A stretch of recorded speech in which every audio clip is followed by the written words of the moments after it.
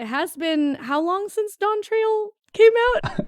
A long time. Well, I was waiting for you I just know, to get I'm at so least sorry. caught up. Yeah, I'm finally caught up. So being caught up, how do you feel, compared to Endwalker? How are we feeling about Dawntrail so far? We're pretty early on, but I like it. Like TLDR, I like it. I enjoyed it. It was stressful though because I didn't start it at the same time as everyone else. I already had feedback from everyone's reaction to Dawntrail, and it was kind of stressing me out. So I was trying to like tune everything out and try to make it as genuine as possible, but also trying not to be like, I'm going to try and enjoy this. No matter what, I'm going to try and enjoy. And I feel like part of that makes it a little bit biased because at that point, I'm just trying to force myself to enjoy it. But I think for the most part, I liked it. There were a few things that bothered me, but yeah, I mean, I think it's weird. If I'm talking just story, I did enjoy it, but it felt so like the stakes weren't as high.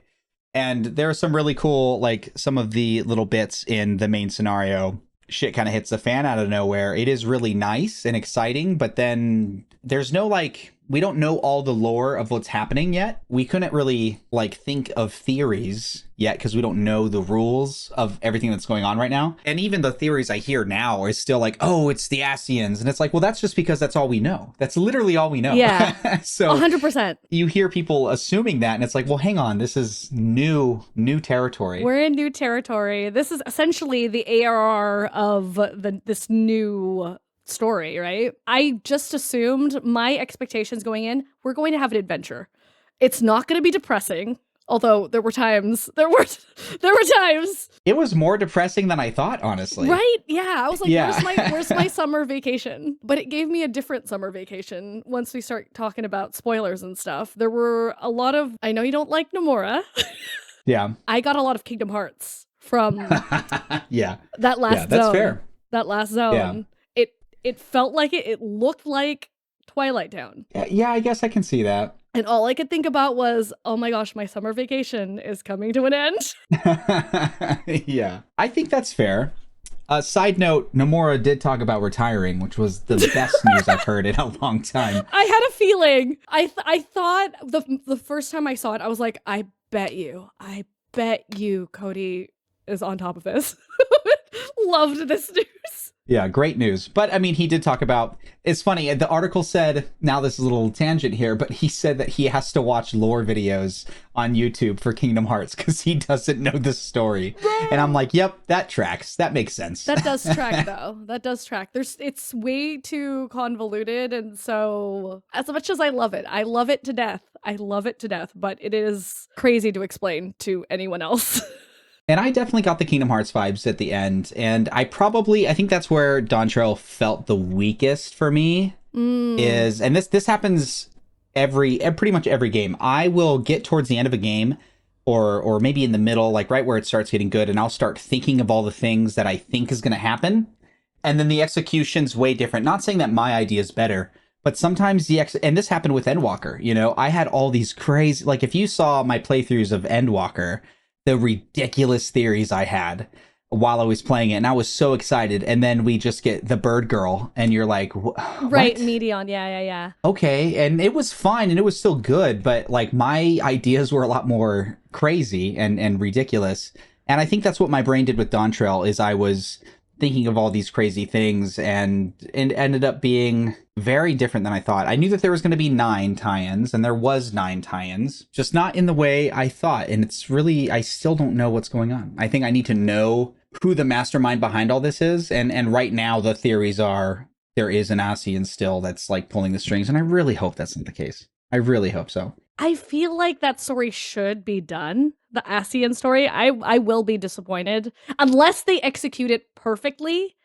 I will be disappointed if it goes back to the Asians. So we beat the MSQ. We liked the MSQ.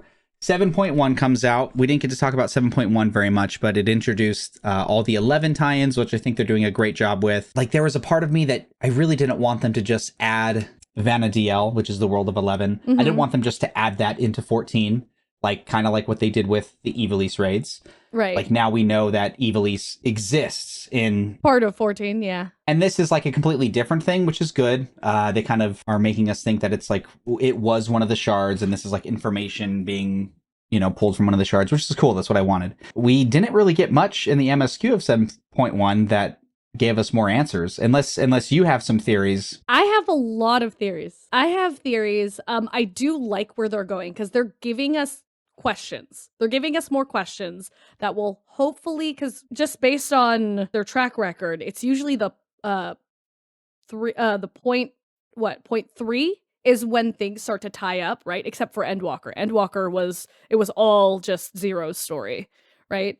So I'm hoping we get some answers by point 3. That's where I'm hoping we're gonna get it. But I know they're doing an overarching whatever for the next 10 years. So I'm trying to what's it called? Box my expectations? Because expectations are what sort of make it good or worse. Your experience good or bad. You know what I mean? Yeah, for 7.1, Sphene. That was Sphene. Yeah, I think so. Right? Yeah. But what is Sphene? Like what is Sphene? There is a theory. This is one of many theories that she never actually died. They cryoed her. So they just took her memory, and that's what was running the thing. But her body never actually died. And so that's the big statue, right, in the living memory. They're saying it looks like a sarcophagus. So that's actually where her actual body is. So when everything shut down, she awakened, essentially. Okay. Do we have any ideas what Sphene is, though? Oh, are you talking about the fake Sphene? Whatever the Sphene at the end of 7.1. Okay. Who and what is that? Like, what are the theories there? I think that's actually Sphene, and she is going to essentially be the Zero of her reflection, essentially. But I don't know who's pulling the strings behind the fake Sphene. Like, all of a sudden, she didn't die and all of this stuff. I don't think it's an Ascian. I feel like it should be like a new entity. A new something. Because there had to be something beyond Zoralja. At first, I thought it was going to be his sidekick person, but now he's in the story of 11, the raids. Surrealja? Was that his name? Surrealja, yeah. I don't think that the 11 stuff is going to tie in too much. No, I don't think so either. The thing is if it has anything to do, if what's happening has anything to do with the 14 shards, right? Then it would have to be Ascian related. So my hope is that it has nothing to do with shards. And it has nothing to do with reflections or anything, and it has something to do like a completely new thing. I try to think back to like a Realm Reborn building into Endwalker, right? That whole journey. Threads that they give you early on. There wasn't a lot of that really. Like it was pretty face value up until probably maybe post Stormblood is when we really started getting some interesting stuff that could even point towards what happened in Shadowbringers and Endwalker. I would say end of post Heavensward. Because post Heavensward's when I sort of woke up when it came to story, because with Ardbert, right? No, you're right. Yeah, I kind of forget that we got the Ardbert pit so early on. So yeah, that was obviously a thread given to us really early on because we actually got basically the prequel to Shadowbringers in that patch. I feel like the Ascian thing has been so messy up until maybe it probably started getting cleaned up around Shadowbringers. Yes. Right before Shadowbringers, but I feel like it's so disjointed that it's it's like a band-aid. Really hope that they don't do that because there is some Ascians that we haven't heard much about. We got even the 24-man raids on Endwalker was pretty much pointing to the Ascians, you know what I mean? Like in a broader sense, like before, what is it called? The Sundering? Is that what it's called? I forget. The Sundering. Yeah, so everything has just been from that initial world before the Sundering. I want something completely batshit crazy from something else. Something else, straight out of we can't even say straight out of the Void because the Void is 13th. Yeah, the Void is the 13th, exactly. So I feel like everything is connected to a shard. So Endwalker kind of gave us the whole space travel thing, right? Yeah. So you want aliens. So is that what you want? You want aliens? Hang on. Let me cook a little bit. Okay. So we got some kind of space travel a little bit. It wasn't quite space travel. Yes, we went to the ends of the universe, but we went to the ends of this broken, condensed universe where all these pieces of memories from other civilizations were. It wasn't quite space travel. But I feel like we're getting some interesting space travel stuff with the whole, what's it called? The cosmic exploration. I don't think that cosmic exploration is traveling those zones at the end of Endwalker. It's not that kind of space travel. I think this is like genuine space travel that might be taking us outside of the realm of the 14, is what I think. But I'm not totally sure. That's what it sounds like. Honestly, I think that that's what it is. I mean, I have not leveled my crafters or gatherers that high. Yeah. So like, I can't even speculate on how that looks like. I also wasn't there for the Ishgardian restoration. There's always a reason behind everything with how they develop this game. And so we get all this crazy technology at the end of Dawntrail, like absurdly advanced technology, right? And my theories for Dawntrail before Dawntrail was like, oh, I wonder if this is the Allagans, but like they developed elsewhere. Like they split off. Maybe there's Allagans and they split off, and these ones continued, whereas the Allagans that we know stopped continuing. They, we got rid of them. But I don't really feel that is the case. But if you look at the pictures for cosmic exploration, all of this technology looks like Solution 9 stuff. And I know that technically it's the Loporrits and their technology, but I feel like there's something in the lore where we're having some kind of collaboration with the tech from Solution 9 and actually progressing outside of just the 14. I think that we're going to get some universal stuff. I don't know, man. They're really dipping their toes into this science fiction thing, which is cool, but I don't know what to think. But it's way futuristic. It's not like, I thought cosmic exploration was going to be kind of more along the lines of what we experienced at the end of Endwalker with that weird little pocket universe with all the memories of all the different civilizations. But this is like straight up, you're on the moon. You're on the moon? Yeah. But they've said in the letter, they said that we're going to basically create a civilization on this moon and then move to another planet. But what if I wonder if it'll take us to other reflections, though. I don't want it to. I want the reflections to be done. Unless it's for side content. Because what they have basically alluded is that the reflections are, for very loosely, other Final Fantasy games. Very loosely. Very loosely, yes. What are the shards we know about? I'm like forgetting. We know the source, obviously. The 13th. The 13th, the first. The first. How many do we have left? Yeah, there is a number. Let me just Google. Let's see what Google says. Because that's like Y'shtola's whole thing, is to travel to other reflections. So I honestly can't see that as MSQ. So the only ones we have are the source, the first, the fourth, the 8th, the 9th, and the 11th, and the 13th. So it's a lot. It's a lot, yeah. It is a lot. 13th is gone anyway. We can go there because it's in the game, But other than that, that's where the Void Scent come from. The first is the light polluted one, and then we have the 4 that we don't know much about, which I think we will go to. Like, I don't doubt that we will go to those. I would love if an expansion, maybe just one expansion, was like the rest of the shards, and maybe there's a zone on each shard or something, to where we like dip our toes in it but don't focus on it. I don't want it to be yet. I want to at least complete the map of the source, because we still have stuff that we haven't even explored yet, which is absurd. I think that the cosmic exploration will kind of show us, because we're the source, right? We are the most unsundered of the shards, right? we're what everything is based off of. So I think that the universe outside the source, this sounds so absurdly nerdy and no, go for it. Like, we are in the thick of it. But I think that outside of the source, like the universe outside of the source, is separate from everything that the Ascians did. And when they did the sundering, I think it just affected the planet, not the universe per se. And I think the shards are pocket universes, but the source is still a planet in a universe, if that makes sense. Right. However, if you look up into the sky on the first, you see stars, don't you? I think we'll think of it like an alternate reality, Like, I don't think that there's nothing there, but I think that it is like a suspension of reality. Yeah. If it's not going to be Ossian, it's going to be cosmic. It's going to be cosmic from outside of the realm of our understanding is what I think. And that's what I hope. Honestly, at the end of Endwalker, the reveal where they said that there was nothing else, I was a little like disheartened because just the prospect of, oh, so there's no, you go out there, you wouldn't meet anyone. And so I felt like they were just wiping out that possibility. And that kind of took the wind out of my sails as well.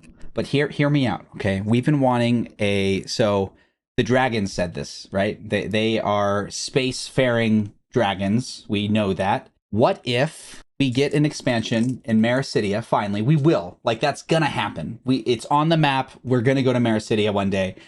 I have a feeling that when we go to Mericidia, we're gonna get a little bit more information on what's really out there because that's where they're from. You know, I don't think that there's nothing out there. And if there is nothing out there, I think that there could be something with some kind of sentience that's like looming, building, you know, maybe not other civilizations, but if we're talking some kind of cosmic antagonist, which I think is the route we're going, because why on earth would we get all of this technology, all of this? I mean, Endwalker ended with space travel, and that was like a surprise. It wasn't like we knew we were going to the moon, but we didn't just go to the moon. We went to the edge of the universe. Edge of the universe, right. So there could be stuff beyond the universe. I think that that's what they're really going to start building up over 10 years. I think we have all these questions, and that's exactly what they want. They want us to have all these questions. They want us to make all these dumb theories so they can prove us wrong. Like I said earlier, I start getting all these ideas, and then when it actually comes to fruition and it's not exactly what I had in my mind, which is okay, but when it's not as exciting as what's in my mind, and it is an Ossian pulling the strings, and I'm like, oh, my God. But I have to give them the benefit of the doubt because they haven't let me down yet. Really, I mean, all this time after Endwalker, I can appreciate Medion and that route they took, even though it wasn't what I had in my head. It was still good. It was still a good route to take. And you know what? The whole Medion thing, that could have been a thread given to us about the next threat, and we just don't know yet. Yeah, very much so. I do want to point out, correct me if I'm wrong, and I know this was like a while back for you now, but the technology on the, what'd you call it, Sphene's Solution 9, all of that, was helped thanks to Kryle's parents, correct? Yeah. Right? And Kryle's parents are actually from the source. So the technology is essentially from the source. It is not from... I'm not saying that it's from elsewhere, because they were in their own little pocket of time, right? They were in their own little timeline where they were able to advance while others did not. Because how long was, like, from the time that what's-his-face... Zoralja, how much time did he spend in there? I forget. 30 years. 30 years, yeah. So time obviously functions infinitely different. They're all immortal for the most part, you know. I think that the technology, we kind of use this plot point to make it possible to have this advanced technology. And yes, it was, you know, from the source, but they were able to develop it much faster because That's true. Because of the looming threat of death. Not that our technology, I mean, Charlian technology is already absurd. We had a giant spaceship already. So it's not like this is far-fetched. It's just some of these ideas could have been cooking for a long time without having to cook for a long time because of that little pocket timeline. That's true. Okay. Fair enough. I don't know. I just really don't want it to be an Ossian. That's going to be really annoying. So moving on from like the story, right? Lots of cool stuff. And we'll come back to the story because there's some stuff I want to talk about with the next patch. But the next thing I'm looking at here is the new Occult Crescent Island. I saw a little bit of it. More Final Fantasy V content, which is fantastic, which lines up with you know, Kryle's parents and stuff. All that is Final Fantasy V related. And we're getting to go to Crescent Island, which was like such a huge part of 5, which is really exciting. And this is where we're going to get our new relic weapon. Yes, I am so excited. Oh, same. I think Eureka and Boja are two of the most well thought out content styles in 14. And I know that this is going to be all that and better. Yeah, they're taking the best of both and then putting in here. I'm also excited that they're adding other classes into this. I want to see how that works. I was very excited for Geomancer. Yeah, the phantom jobs. Yeah. Yeah, the phantom jobs look so interesting. Well, it's cool because it's also a little play. When Eureka first came out, I know that you didn't play 11, but the way Eureka played was Final Fantasy 11. That's like, I think that's what they were trying to do. And as a Final Fantasy 11 player, that's what it felt like. And I'm like, ooh, I love this vibe. Bozja kind of left that vibe a little bit, but giving you your own level and stuff was like really interesting. And yes, Bozja had that, but it was a little bit different. It was more community focused. You weren't like really adventuring on your own. But this is kind of like the sub job system from 11 mixed with the actual job system from 5. And we have in the past only been given a couple slots for these extra abilities. I think Criterion and Variant, we get 2 extra abilities. Bozja, we get 2 extra abilities, right? I'm hoping that we get at least 4 slots is what I'm hoping. Because if you only have 2, there's going to be a very strict meta, and it's not going to matter. Everyone's going to do the same thing. But if they add enough of these phantom jobs and give us the opportunity to have like genuine builds that people enjoy, and it's just for this content, so they don't have to worry about balancing. Like, let people find broken balances and let them have fun with it for a minute. And I really hope that they have some really unique ideas. Because if these phantom jobs are just the same actions that we got in Bozja, the same actions that we got in Eureka, I'm not that interested in it. You know, if it's just like a slightly different cure that you can put on your DPS, like, that's stupid. That will be in there. You will be able to have a cure from like a mage job that you can put on your dancer. You know, like, sure, that's fine. But give me some weird stuff. Give me some weird stuff with unique animations. Let you kind of like move that around and make these interesting builds. They did say that they were gonna make it harder because Harder? people were complaining About Bozja or about just the relic? just in general, like relics in general. Well, they dropped the ball on the relic for Endwalker, and I have no idea why they did that. That was such a weird idea. At least tie it to Criterion, because that was like the new format.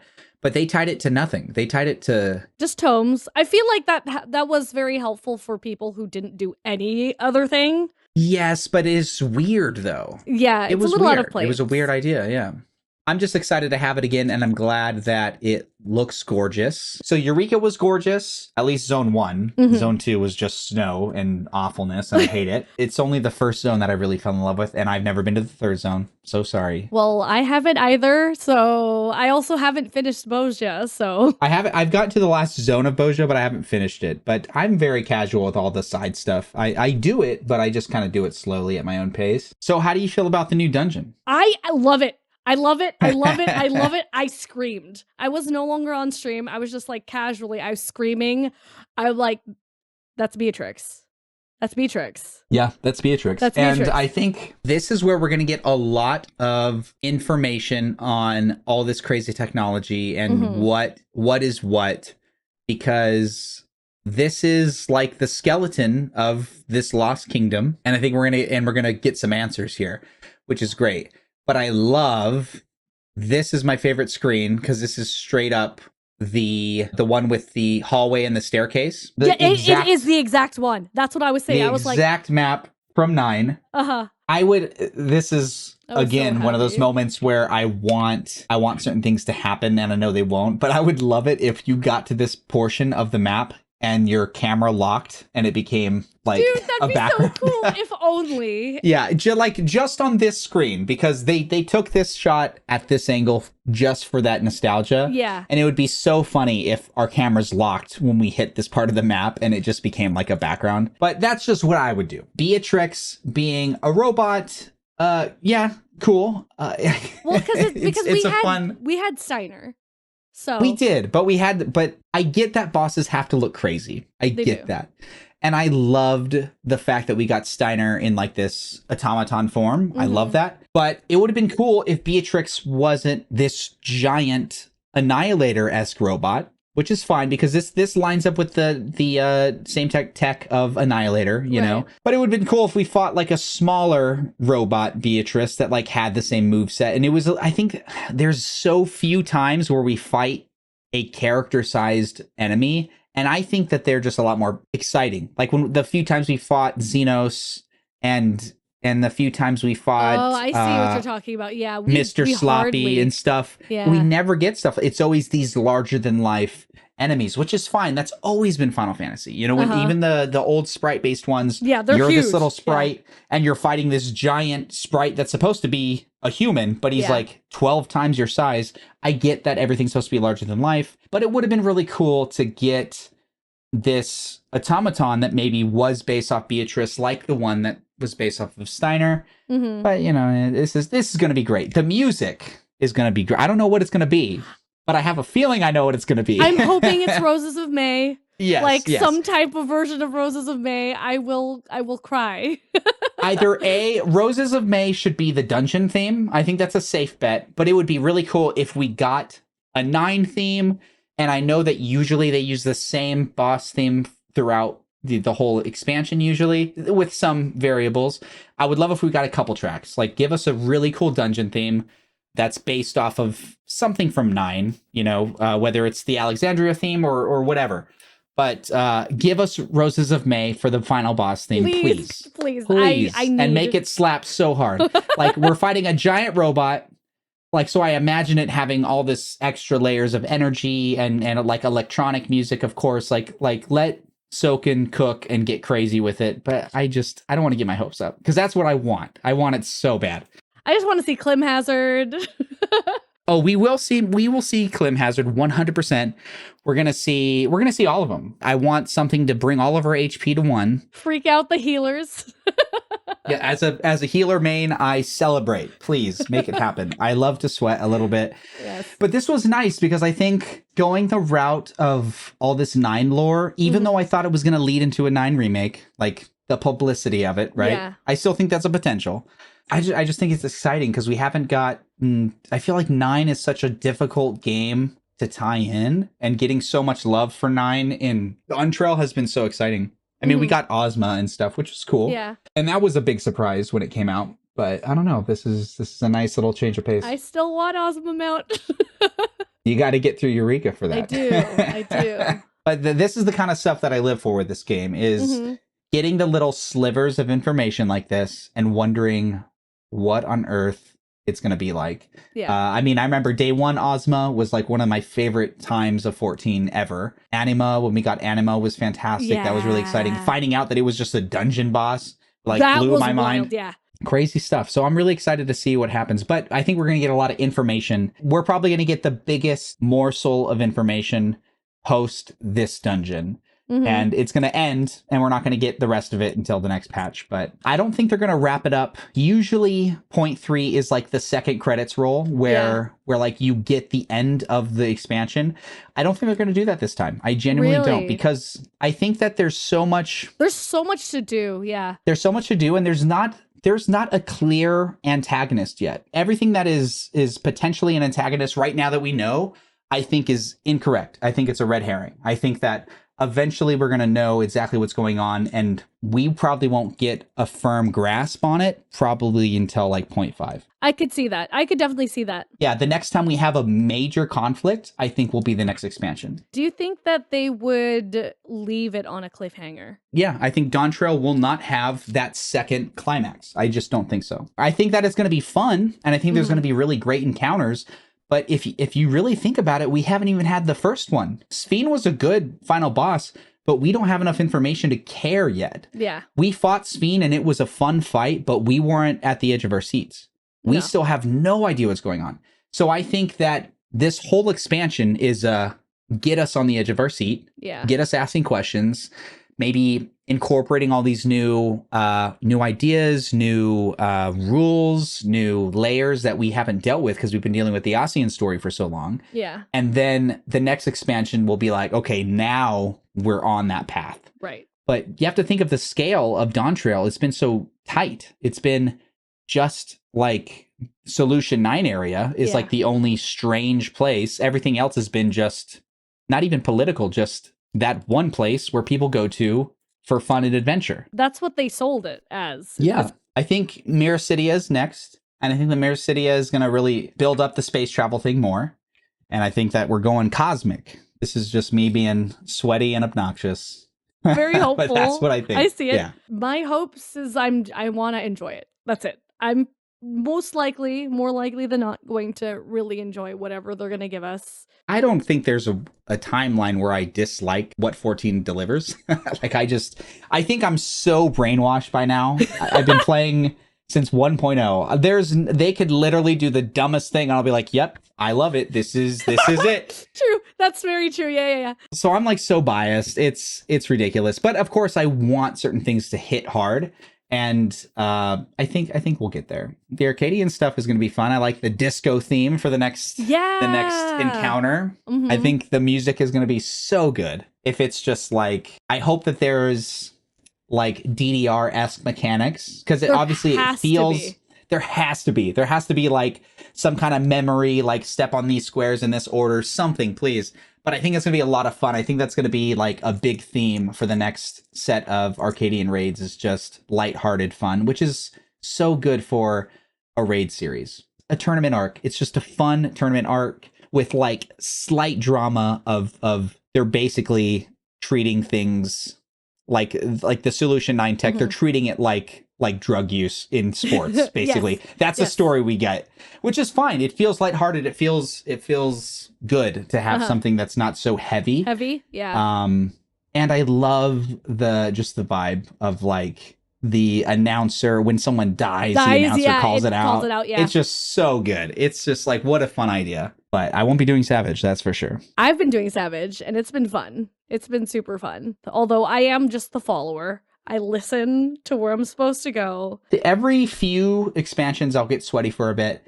Now, really, it's just a time thing. I just straight up don't have time, which is like absurd. So last time, I think it was the first set of Pandemonium was like when I was clearing, and I was having fun, but these are like, it sounds so silly because I stream, but like, I don't have time to play video games. I don't. And no, I get it. I get done with streaming, and then that's usually the time where I can play video games for like an hour or so before I go to bed, or maybe days I don't stream. But coordinating with other people, I'm like the worst person to coordinate with, because, you know, I'm always on call. You know, I might have a call out. I have to go to work. So it's just like, I'm just not the best person for that, which is annoying. You know, I have to cancel streams all the time. It's fine, but I don't see myself. I think I'm so content with catching up on my backlog and playing 14 casually that like, I just don't want to get sweaty. There's a part of me that wants it, because I think I'd be really good at it. And I take a lot of, even though I play pretty much only casually, I really like being really good at my jobs, like my mains. Fair. Yeah. It's like a pride thing. I want to do it to prove that I can, but I don't. But you already know that you can, though. Not really. Like, I guess with Savage, it's not too crazy. I've cleared plenty of Savages. I think like Ultimates, right? Ultimates is just something I don't even think about doing, because it's just, that's a big commitment. This was the first Savage tier that I actually completed. I have tried Uwu, and just cleared Garuda. So in Uwu, you're fighting all of the primals, right? So we just beat Garuda. That's like Garuda the first one? The Garuda's the first one. I thought it was at least in the middle or something. No. These were literally meme polls. This was like, if we have enough people, let's try it. And then we got to Ifrit, and it was like, oh, that's cool. So Savages and Ultimates are great because it's legitimate new content that people cannot experience unless they're brave enough to try it. I love that every Savage has an additional phase. Like, you do the normal content, and then if you do Savage, you'll get a whole other phase, which might be a model you've never seen, a song you've never heard, and you only get to see it. I mean, you can watch it on YouTube, I guess, but I love that. I love when games say you can have this, but only if you work hard at it. Right. Final Fantasy XIV doesn't do that very often. They do it very often with the Savages and with the Ultimates, but that's it.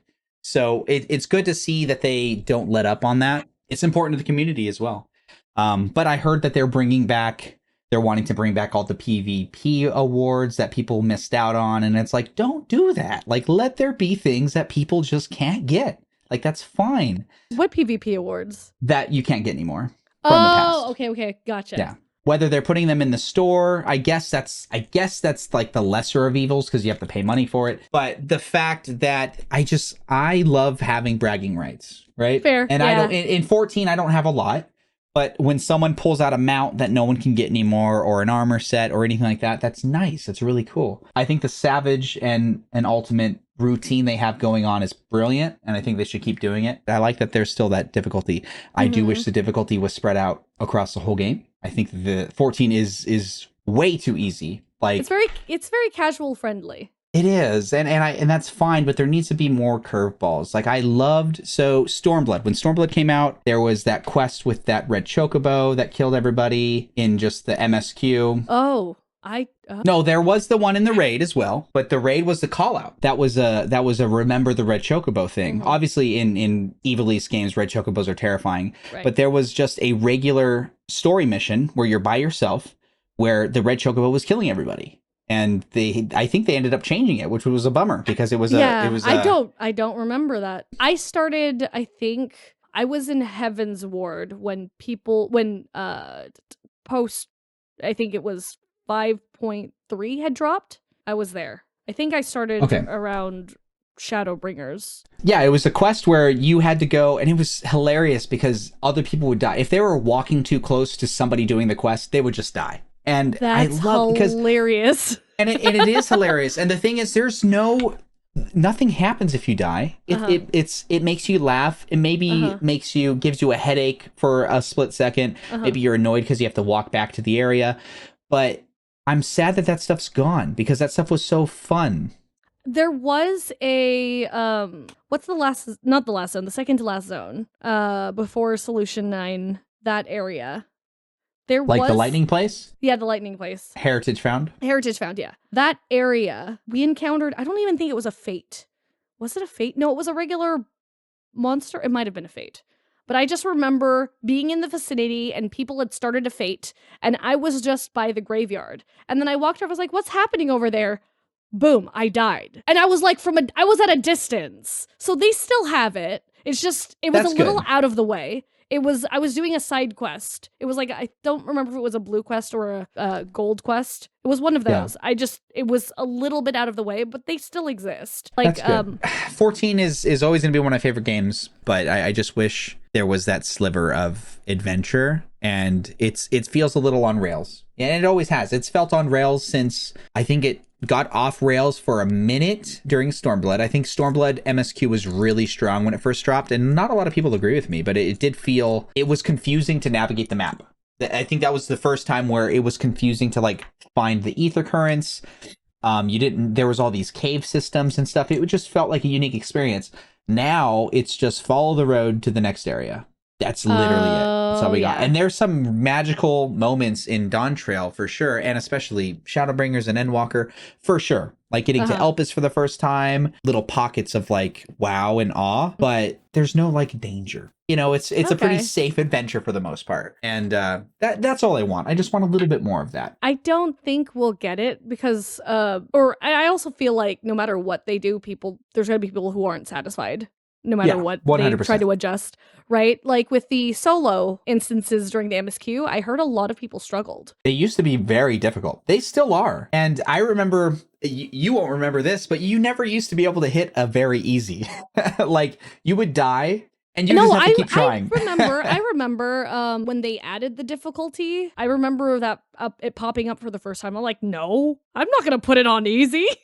Yeah.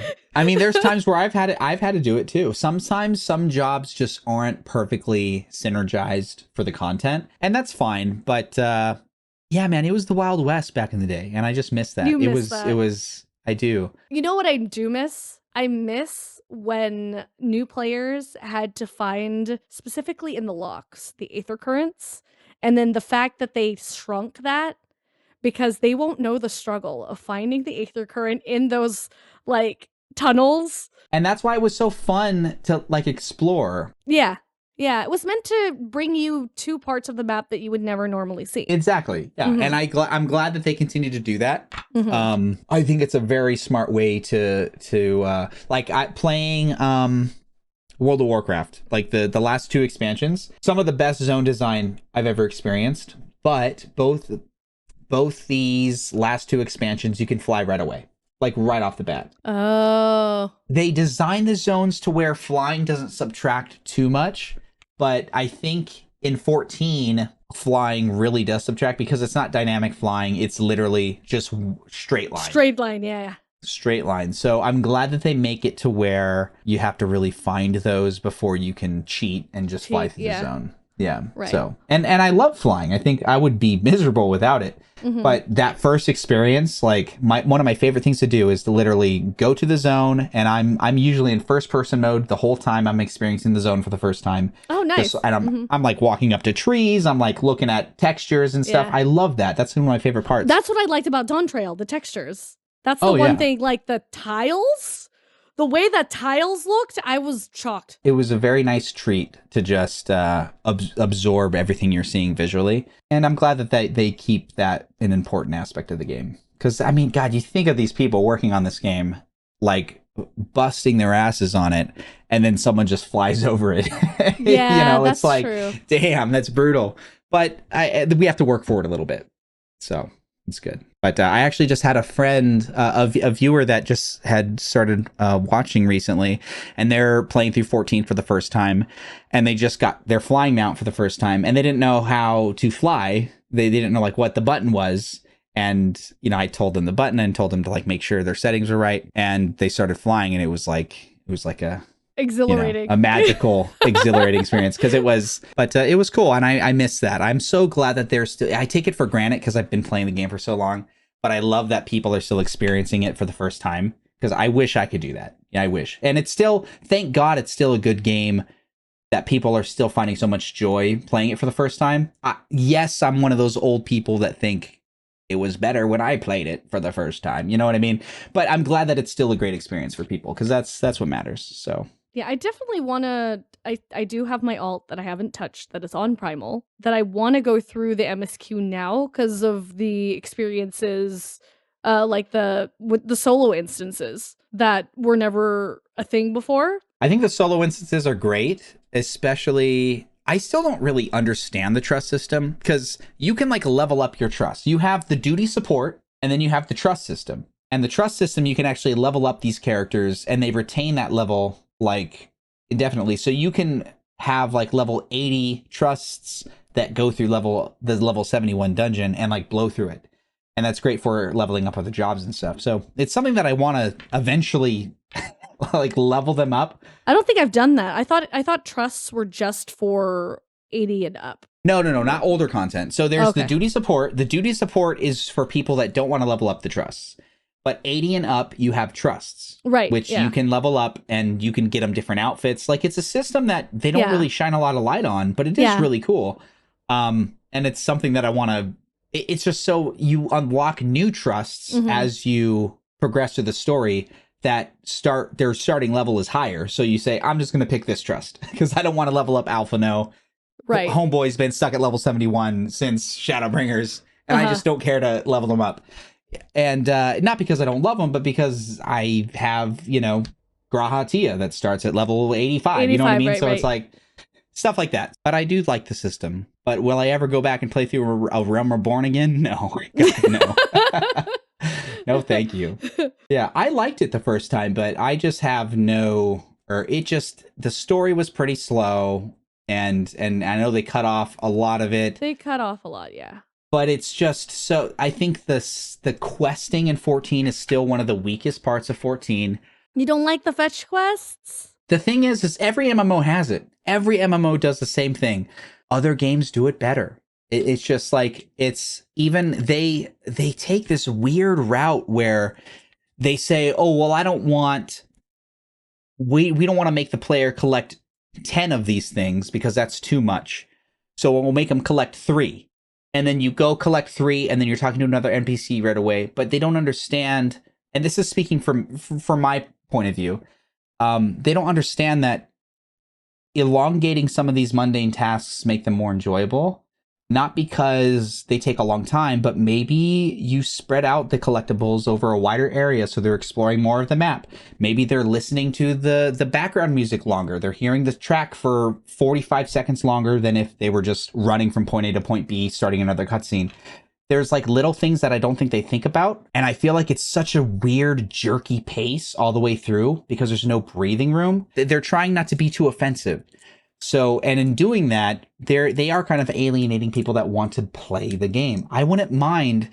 I think it's more annoying collecting 3 of an item than collecting 10, because it just doesn't even make sense to me. You know what I mean? Kill 3 of these enemies. Give me 15. I kill an enemy in 8 seconds. You know, give me a decent number so that I can enjoy the game a little bit.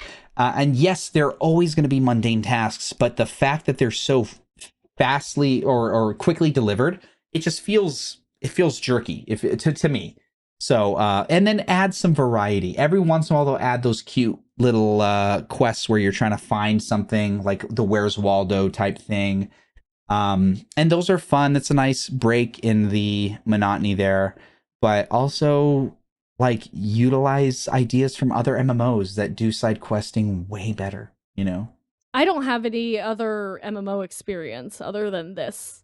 Yeah, and side quests are supposed to be brainless. They're supposed to be, you know, like, you don't need to read all the subtext and stuff. I get that. But make it to where you're enjoying the zone. And I feel like the game is so pretty. It's such a beautiful game.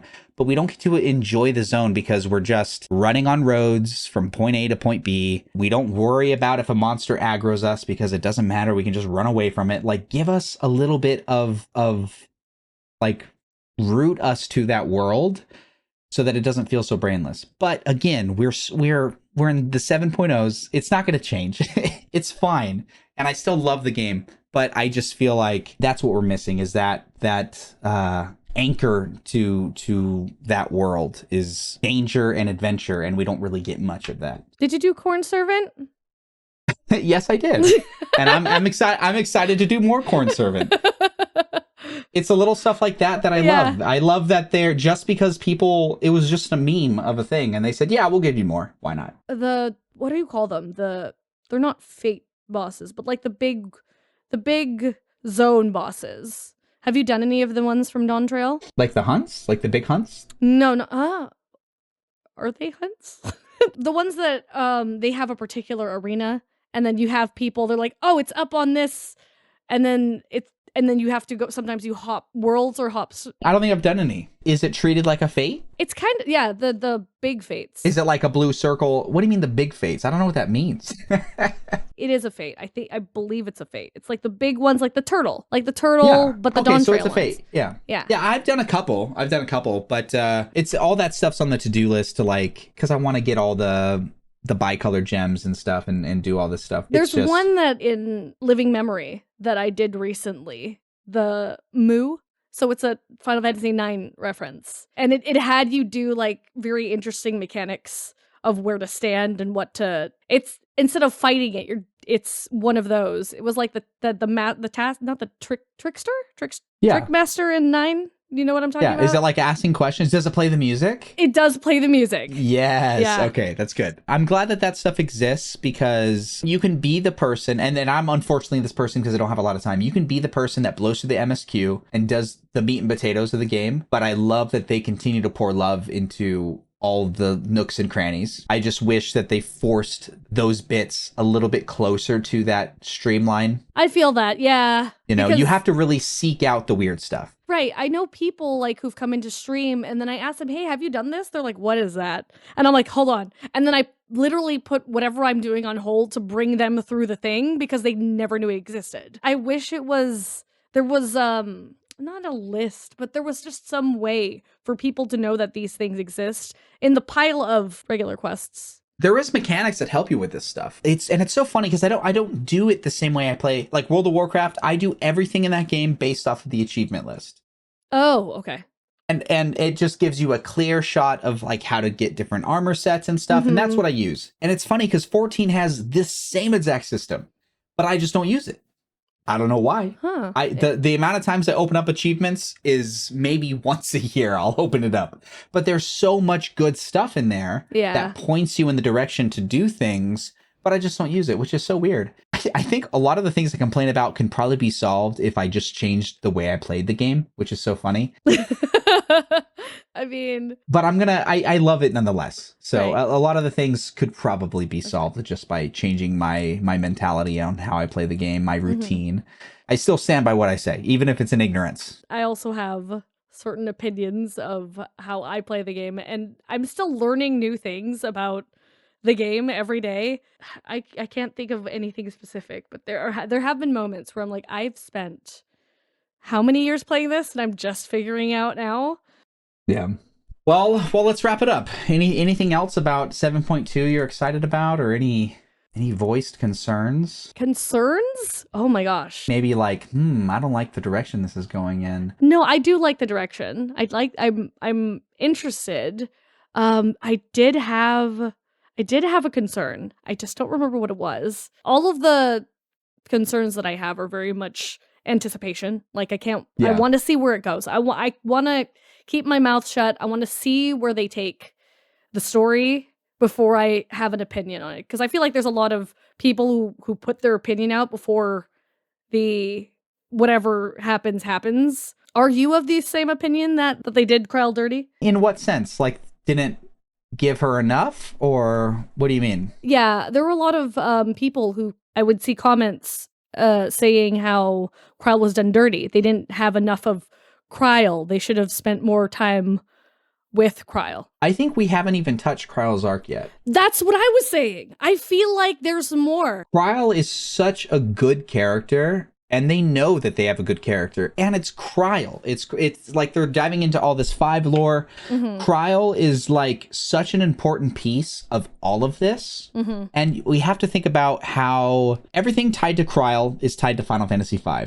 and we have to think about all of the Final Fantasy V stuff. You know, Final Fantasy V had pseudo space travel as well. It had 2 different worlds entirely, and I think that that's where we're going with that. I think that the thing is that doesn't hold too much weight, because Crescent Island is actually not on 5's base world where you start. It's on the other world. Maybe we go somewhere else because of that. Maybe we ride a meteor like in 5, you know, we just take a meteor to another planet, and that's like where we get all this new information. So that's kind of what I do. I see, okay, what other Final Fantasy is this tied to? And what batshit crazy stuff happened in that game? Yeah. And what have we gotten off that checklist? And there's a lot in 5 that we haven't gotten, like, story-wise. We got a lot of it in Eureka, and we got a chunk of it hearing about Kryle's parents and stuff. That's always been, like, Kryle's thing, though. You got little bits from Eureka, you got little bits from here, and then I feel like they're gonna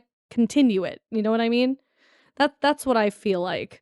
Because I think they expected more from Kryle meeting her parents. And just, I don't know. I just felt like I just felt like her arc isn't done. It's not like they left her. It's not done. It's for sure not done. It's for sure not done. I think there's a lot of characters that we think, I mean, think of how many times we've circled back to a character. Right. You know, doing the Crystal Tower. Oh man, I'm going to miss Grahatia. He ain't done. What are you talking about? Right. You know, we got all this, and now he's like one of the main players. You know, we think of Astinian when we first meet Astinian as a dragoon, you know, and we think, oh yeah, that's it, that's done. And then we get more of him in Heavensward, and we get even more of him later down the line.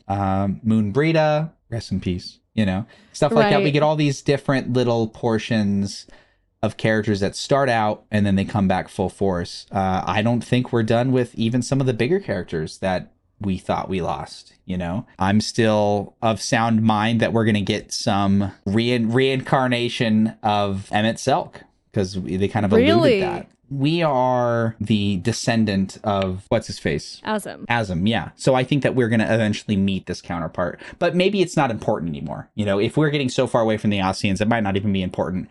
It might just be a fun little Easter egg or something. But Kryle is not done. Yeah. 100%. I don't even think that we got the full picture. I don't even think we got the truth. There's more. There has to be more. There's more, because they gave us nothing. They gave us barely anything. We're going to get so much more. Yeah. So I think Kryle is the next centerpiece of the next handful of expansions. I genuinely think that. I think kind of like how Alpha No and Alice were such a big part of our learning experience as the player. I think Kryle is going to be the next, like, buddy through all this. Yeah. That's what I think. But I don't think Kryle's done at all. You know, I think Kryle is just as frustrated as we are as players for how little they got, you know? No, 100%. Like, that, I think that was her running, not running joke, but like every time you talk to her, Like, if you bring her in trust, she's like, I'm going to show you what I can do. I'm like, I know. Cryo, relax. I'm like, it's every single time. That's like literally what she says. She's like, I can show you what I can do. I can pull my weight. I'm like, you've been saying this entire expansion, Cryo. We know you are pulling your weight, girl. Your class is literally on top of the DPS charts, right? Still. Exactly. Yeah, I'm excited to see what happens with Kryl. And because I love I love Final Fantasy V, I think we're gonna get some juicy tidbits. Oh, I did have. It's not a concern. It is a gripe. Well, it's not exactly. It's just what's the name of Galulja, the little one. The little one. I still can't wrap my head around the fact that we didn't see a single Mamulja until 7.1. You know what I mean? Like, there was no sign of his mom anywhere until 7.1. Oh, like in 7.0 there was nothing? Oh yeah, there was nothing. And we only find out about her in 7.1. It just seemed like out of nowhere. It did seem out of nowhere, but you have to think about it like this. Zorolja was a king. Like, we have to think about it like adults. Homeboy probably had some concubines, you know? Like, yeah, he's a king. But we didn't see anyone. That's the thing. We only saw humans. We saw Bunos. We saw Mikodes. We did not see any Mamulja in Heritage Found. There was no. So none. are you saying this that you have done the investigation and there is none? This is just me. This is just me. I didn't see any of them in the MSQ. You should go to every house in Heritage Found. Okay, I'll look. I did not see anyone. I'll check. Check every nook and cranny of Solution 9 and let's get a count. Yeah. Because if there's less than 3, that's strange. That was my problem with it. I was like, where are they? Like, you didn't see anything in MSQ. That was my only concern. I was just like, who is this? I was thinking that maybe he was a clone of Zorolja. Like, they did a genome thing. I would think that if we didn't meet the mother, right? I would think that. But we did meet the mother, so I haven't really given it much thought. But that's some homework. We're gonna go investigate Heritage Found and Solution 9. Get to the bottom of this. Overall, loved it. Loving it so far. Excited to see where it goes. Oh yeah, always. I'm a ride or die with 14. So, like I said, they probably couldn't do anything to shy me away from the game. Knock on wood there. You never know. Yeah. Yoshi P dies in a car accident. No. And then Tetsuya Nomura is announced the new game director. That might do it. But that might be the only thing. Okay. Maybe. Because I still play every Nomura game, so I can't even. I don't know. You are a closet Nomura fan. It's okay. It's all right. This is a safe space. You can admit it. Yeah. We'll see. We'll see how I feel after Kingdom Hearts 4. But I probably won't feel the best. It will happen. It will. It will happen. We're gonna end with this because I don't wanna go down this road. Okay. But this is what I heard, and this just infuriated me. But I hear that they're going to be doing these are just online theories, but this is Kingdom Hearts fans are wild, dude. So there's going to be a remake of Kingdom Hearts 1. Okay. And Kingdom Hearts 1 is a game, is a video game that is in the world of Verum Rex. Just like how Verum Rex was a video game. I've seen that. Yeah. In the world of this. And Verum Rex knows who Sora is because he was playing Kingdom Hearts. And the remake we play of Kingdom Hearts 1 is going to be the game that's on the shelf in Verum Rex's world.